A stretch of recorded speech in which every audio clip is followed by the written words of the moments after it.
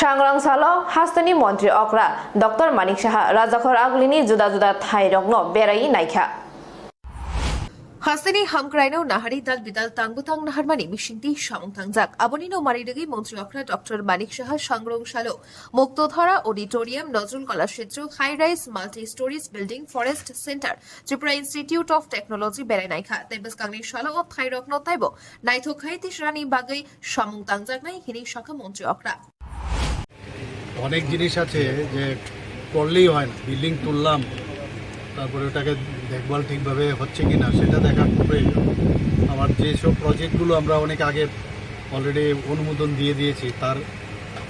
প্রকৃত অবস্থাটা কি সেটা দেখারও প্রয়োজন সেই কারণে আমি গত প্রায় 15-20 দিন আগে সেই কাজটা আমি করেছি তো আজকেও সকাল থেকে সেম কাজ করলাম এখানে প্রথমে আমি যেটা করলাম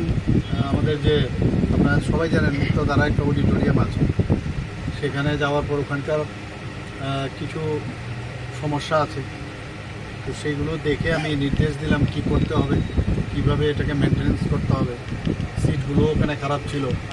উপর থেকে জল মানে লিক করছিল উপরে ছাদ থেকে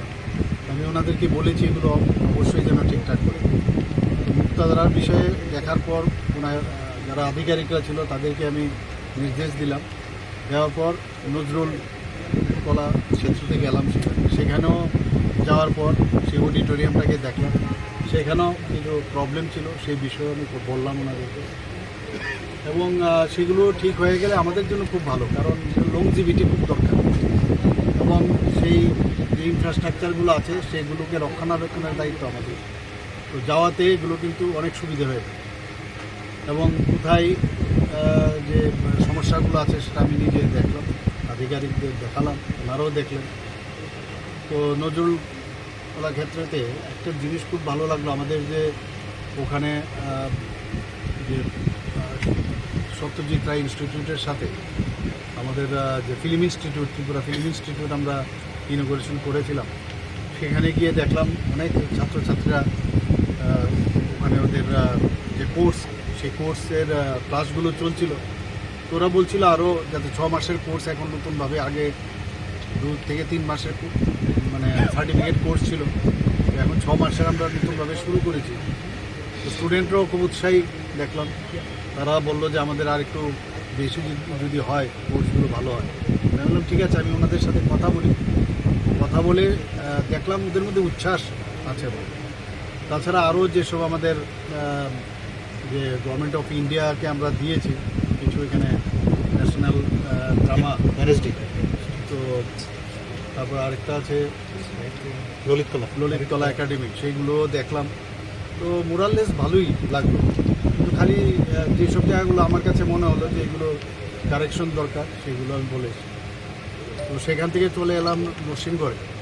নরসিংগড়ে এসে এখানে পলিটেকনিকের যে নতুনভাবে বিল্ডিংটা হচ্ছে আপনারা জানেন আগের যে পলিটেকনিক কলেজ ছিল তার প্রায় 50% আমরা ল ইউনিভার্সিটিকে দিয়ে দিয়েছি এখনও ক্লাস চলছে কিছু জায়গায় তো সেটাকে একটা নতুন বিল্ডিং এখানে দুটো জায়গায় যে বিল্ডিংয়ের কোন জায়গায় হবে সেই বিষয়টাও দেখলাম ইঞ্জিনিয়ারদের সাথে কথা বললাম তো কবে নাগাদ শেষ হবে সেই বিষয়গুলো অবগত হলাম তো সেখান থেকে আবার চলে গেলাম আমাদের যে আরেকটা ইনস্টিটিউট আছে মানে মেইন যে ইনস্টিটিউটটা সেখানে একটা অডিটোরিয়াম দেখলাম নতুন সেটাও মানে খালি ইনোগ্রেশনের অপেক্ষা আছে খুব ভালো সেখানেও প্রায় 800 আসন সংখ্যা আছে এবং তাদের যে খেলার মাঠটা সেই পলিটেকনিক ইনস্টিটিউটে সেটাও আমি দেখলাম তো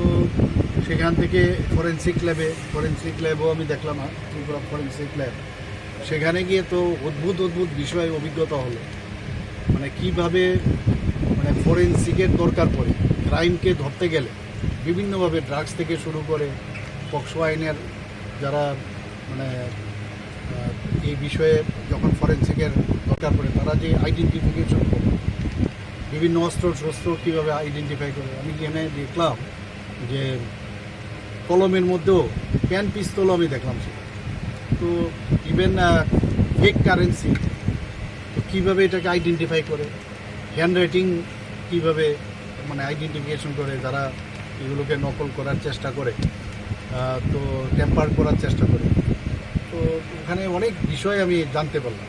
ডিএনএ টেস্ট ইত্যাদি। ওরা আমাকে স্লাইড দেখালো, তো সেখান থেকে এখন আজকে এখানে আসলাম। আপনারা সবাই জানেন A+14 এখানে আমাদের বিল্ডিং হবে, সমস্ত অফিসগুলো একই বিল্ডিং মানে ইয়েতে আসবে, ছাদের তলায়। এবং আমি যেহেতু এটাকে ফাউন্ডেশন লে করেছিলাম, আমি জিজ্ঞেস করছিলাম যে এটার স্ট্যাটাসটা কী। ওই স্ট্যাটাস করতে গিয়ে ওনারা আসলেন, যাদের কন্ট্রাক্ট পেয়েছেন তাদেরকেও জিজ্ঞেস করলাম। তো আজকে বোধহয় কিছু কাগজি বিষয় আছে, এগুলো শেষ হয়ে গেলে ওনারা কাজ শুরু করবে। বলছে 2 থেকে 2.5 বছরের মধ্যে এটা কমপ্লিট হয়ে যাবে।